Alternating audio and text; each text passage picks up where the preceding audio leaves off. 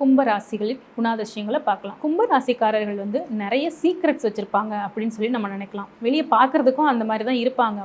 இவங்க கிட்ட ஏதோ இருக்குது, இவங்க வெளியே யாருக்கிட்டையும் சொல்லலை அப்படிங்கிற எண்ணம் எல்லாருக்குமே இருக்கும். ஆனால் இவங்க வந்து ரொம்ப ரொம்ப அறிவான பர்சன்ஸாக இருப்பாங்க. அவங்களோட டேட்டா ஹேண்ட்லிங்காக இருக்கட்டும், ஒருத்தவங்களுக்கு ஒரு பிரச்சனையை எப்படி சால்வ் பண்ணுறது அப்படிங்கிறதுக்கான அறிவு அவங்களுக்கு நிறையா இருக்கும். ஏன்னா அவங்களுக்கான உலக அறிவு, உலக அனுபவங்கிறது ரொம்ப விரிவடைந்து இருக்கும். அவங்களுக்கு கிடைச்சிருக்க அனுபவம் யாருக்குமே கிடைச்சிருக்காது. அந்த மாதிரியான நிறைய அனுபவங்கள் இருக்கும். அந்த அனுபவங்களின் மூலமா வர்ற அவங்க ரொம்ப ஈஸியா எந்த இஷ்யூவா இருந்தாலும் சால்வ் பண்ணுவாங்க. யாருக்கிட்டையும் சண்டைக்கு போறதை விட அதை பேசி எப்படி அதை சமாளிக்கலாம், அந்த விஷயத்தை எப்படி சால்வ் பண்ணலாம் அப்படிங்கிறது தான் இந்த கும்பராசிக்காரர்கள் பார்ப்பாங்க.